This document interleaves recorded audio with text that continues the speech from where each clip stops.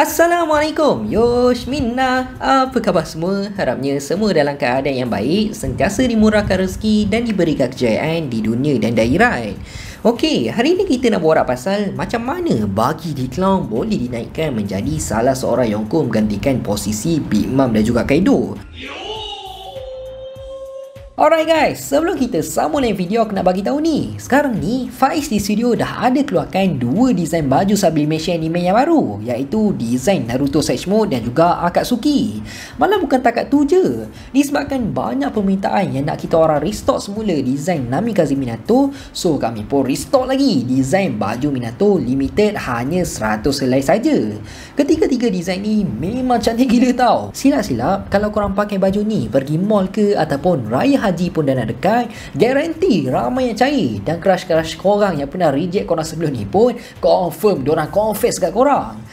Sampai macam tu sekali. Betapa cantiknya desain baju ni membuatkan korang auto nampak kacak, auto nampak handsome. Ketiga-tiga desain baju ni ready stock tau, dan korang akan dapat beberapa free gift anime yang cukup menarik. Dan apa yang lagi menarik, setiap pembelian yang korang buat, tak kisahlah beberapa helai sekalipun, kita orang akan masukkan nama korang dalam lucky draw 5 orang pemenang hadiah misteri anime yang cukup menarik. Jadi tunggu apa lagi guys? Kalau korang berminat nak order baju anime dari Faiz di studio, korang boleh je terus order dekat Shopee ataupun WhatsApp nombor yang ada dekat bawah ni, okey? Jangan lepaskan peluang selagi stok masih ada. Siapa cepat dia dapat. Okey, dah settle. Jom kita sambung layan video balik. Yang mana untuk dalam chapter 1053 memang terlalu banyak gila kejutan yang telah diberikan oleh Oda sebelum manga One Piece berehat selama 1 bulan. First, kita telah direvealkan dengan bounty terbaru untuk Luffy, Law dan juga Kid selepas mereka bertiga telah pun berjaya menumpangkan 2 orang Yonko dalam perang Wano, iaitu Big Mom dan Kaido sebanyak 3 bilion berry. Ketiga-tiga kapten tersebut berkongsi dengan jumlah bounty yang sama, tak ada yang kurang, tak ada yang lebih. Dan pasal bounty ni kan, sebenarnya memang ramai gila lah yang agak turn off sikit, disebabkan ramai yang agak kurang bersetuju bounty Luffy sama banyak dengan bounty Kid dengan Law. At least kalau boleh, ramai yang nak bounty Luffy ni lebih lah sikit kan dari bounty diorang berdua. Kira jadilah. Tapi semua tu tak apa, semua tu dah pun berlaku untuk dalam chapter 1053. Kita just looking forward je apa pula yang akan berlaku pada masa akan datang. Lepas tu kita telah dikejutkan dengan akhirnya telah terbongkar salah satu ancient weapon, iaitu Pluton rupanya berada dekat negara Wano. Yang ketiga pula telah pun direvealkan susuk tubuh sebenar untuk Admiral Ryokugyu ataupun Aramaki. Dan yang terakhir, momen yang paling mengejutkan kita untuk dalam chapter yang lepas, memang tak disangka dan memang tak diduga selepas telah pun direvealkan 2 Yonko terbaru bagi menggantikan posisi Big Mom dan juga Kaido, iaitu Monkey D. Luffy dan juga Captain Buggy. So untuk dalam video ni, insyaAllah aku akan cuba untuk explainkan semuanya lah sebab kenapa Buggy layak dinaikkan menjadi Yonko terbaru. Tanpa melengahkan masa, jom kita start sekarang. Macam apa yang kita tahu, Yonko merupakan salah satu dari 3 kuasa besar dunia, dan Yonko merupakan satu gelaran untuk 4 lanun yang menguasai ataupun mempunyai pengaruh yang cukup besar dekat lautan. Gelaran untuk Yonko ni memang bukan biasa-biasalah. Bukannya boleh beli gelaran tu dekat kedai angka mutu ke apa. Tak semua lanun mampu untuk mencapai ke tahap Yonko. Malah untuk layak menjadi salah seorang Yonko bukannya bergantung atas kekuatan semata je. Kekuatan ni memanglah tak dinafikan antara salah satu benda yang cukup penting untuk menjadi salah seorang Yonko. Tapi antara yang paling penting untuk melayakkan seseorang tu menjadi salah seorang Yonko adalah pengaruh ataupun penguasaan yang dia ada dekat sesuatu tempat, atau mudah kata kawasan jejahan. Satu lagi antara yang paling penting adalah fleet ataupun armada yang dimiliki oleh lanun tersebut. Macam apa yang kita tahu, barisan original Yonko yang telah dikenali sebelum time skip adalah Whitebeard, Kaido, Big Mom dan juga Shanks. Tapi selepas kematian Whitebeard sewaktu dalam perang Marineford, tak lama lepas tu, kalau tak silap selepas 1 tahun kemudian, Marshal Littich ataupun lebih dikenali sebagai Blackbeard telah pun diangkat sebagai Yonko terbaru menggantikan posisi Whitebeard. Malah apa yang lagi menarik, kita dapat tengok bounty kepunyaan Yonko ni memang lain macam tau. Memang tak sama macam lanun-lanun yang lain. Bukannya macam lanun kelas bawah ke apa. Memang another level. Semuanya lebih 2 bilion berry. Yang paling sikit pun buat masa sekarang ni adalah bounty kepunyaan Teach sebanyak 2.2476 bilion berry. So buat masa sekarang ni, benchmark untuk bounty kepunyaan Yonko memang paling minimum adalah sebanyak 2 bilion berry. Jadi persoalannya dekat sini, layak ke Captain Buggy untuk menjadi salah seorang Yonko? Dia ni pakai kabel ke apa untuk dinaikkan menjadi jadi Yonko? Ke dia beli je gelaran Yonko tu? Kuat sangat ke Kapten Bagi ni nak dibandingkan Yonko-Yonko yang lain? Sebab kalau kita nak mempersoalkan pasal Luffy menjadi Yonko terbaru, bagi aku tak ada masalah pun pasal benda tu, disebabkan Luffy memang layak sangat untuk menjadi Yonko terbaru. First dan tentulah disebabkan kekuatan milik beliau, dan Luffy pun telah berjaya untuk menewaskan Yonko Kaido. Jadi dekat sini dari segi kekuatan Luffy memang dah cukup layak sangat lah, memang tak boleh nak dipertikaikan lagi. Memang dia layak sangat untuk menjadi salah seorang Yonko. Tahap kekuatan beliau dah setara dengan kekuatan Yonko-Yonko yang lain. Selain dari itu, disebabkan Luffy mempunyai armada yang cukup besar selepas tamatnya insiden dekat Dressrosa sebanyak 5,640, dan armada Luffy digelar sebagai Straw Hat Grand Fleet. Jadi kalau kita nak mempersoalkan pula, kenapa bukannya Law dengan Kid yang dinaikkan menjadi Yonko terbaru, padahal diorang berdua pun memainkan peranan yang cukup besar sewaktu dalam Perang Wano, yang mana diorang telah berjaya menewaskan Yonko Big Mom. So kalau ikutkan dari segi kekuatan dan bounty, memang tak dinafikan sekarang ni diorang berdua mempunyai kekuatan yang cukup hebat, mampu untuk bagi saingan terhadap Yonko. Cumanya diorang ni masih lagi mempunyai beberapa kekurangan untuk menjadi salah seorang Yonko. Diorang masih lagi tak melepasi KPI untuk menjadi salah seorang Yonko. Antara yang paling jelas adalah kawasan jajahan dan armada milik mereka. Bagi aku, based on kekuatan individu, diorang berdua memang tak ada masalah langsung lah untuk berhadapan dengan Yonko yang lain. Tapi based on kru dan mereka tak mempunyai armada yang besar seperti Luffy, so bagi aku buat masa sekarang ni diorang masih lagi belum layak lah untuk menjadi salah seorang Yonko. Diorang masih lagi belum melepasi KPI untuk menjadi Yonko. Korang cuba bayang tau, kalau si Law tu jadi Yonko terbaru, mau petak pun nak kena hadap dengan Katakuri, King, Shiryu, Ben Beckman.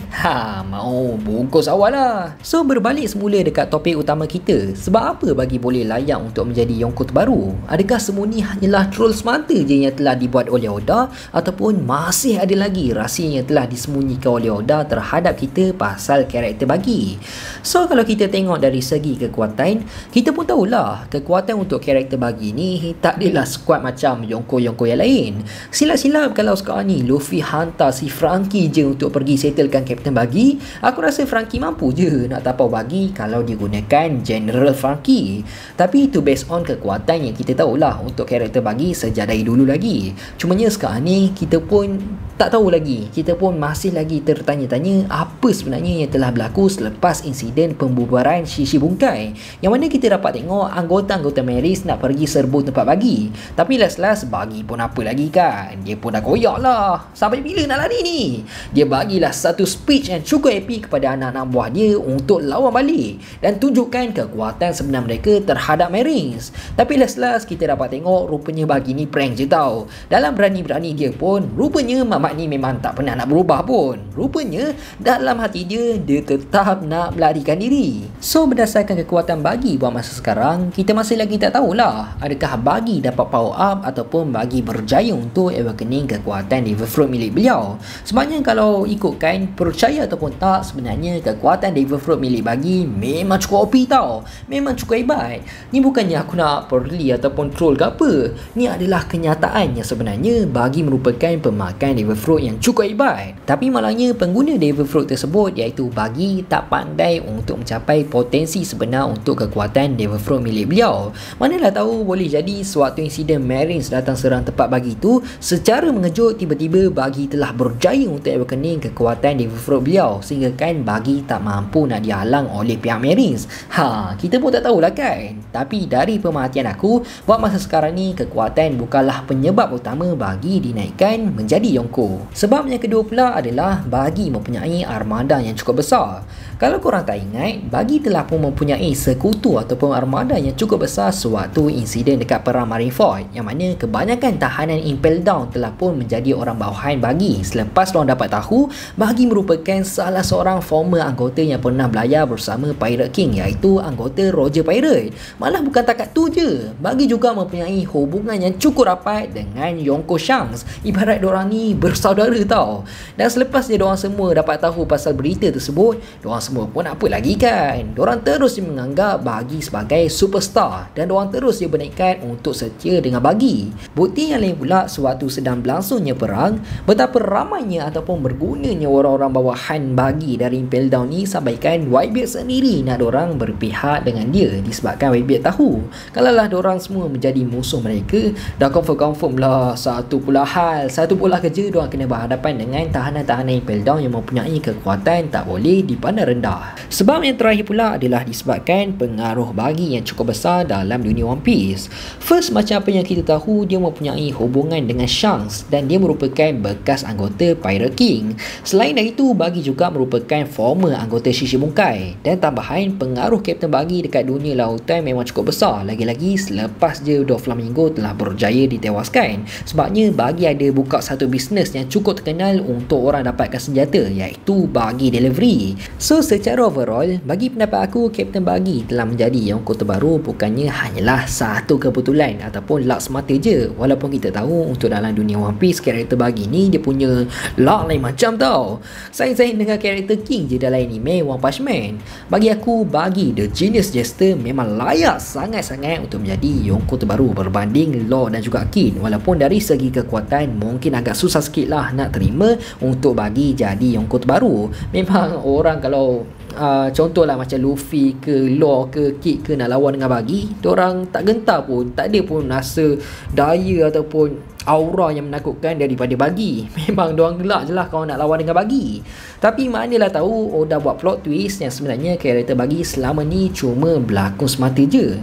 Tapi yang sebenarnya karakter Bagi mempunyai personality yang lain yang berbeza dan mempunyai kekuatan yang cukup digeruni. Kita pun tak tahulah semua tu kan. Semua tu tak mustahil boleh terjadi. Dan yang terakhir aku dapat rasakan, selepas dia Bagi telah diumumkan sebagai Yonko terbaru, aku berpendapat berkemungkinan besar bounty terbaru milik Bagi mungkin melebihi 1 ke 2 bilion berry. Memang lebih lah daripada 1 bilion berry. Sebabnya yelah, dia pun dah menjadi Yonko terbaru kan. Takkanlah bounty dia ni saing-saing bounty pro je.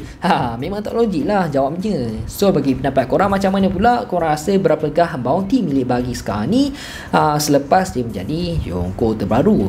Just drop je komen dekat bawah, ok? Jadi aku rasa sampai sini je lah kot video kita untuk kali ni. Aku harap korang semua enjoy dan apa yang aku jelas. Teruskan support Faiz di Studio untuk mendapatkan 250,000 subscribers dalam tahun ni. Aku nak minta maaf sangat kalau aku ada buat salah, tersilap cakap, terkasar bahasa. Aku nak minta maaf sangat. Aku hanya manusia biasa, tak lari daripada kesilapan. InsyaAllah kita jumpa dalam next video. Assalamualaikum, bye bye.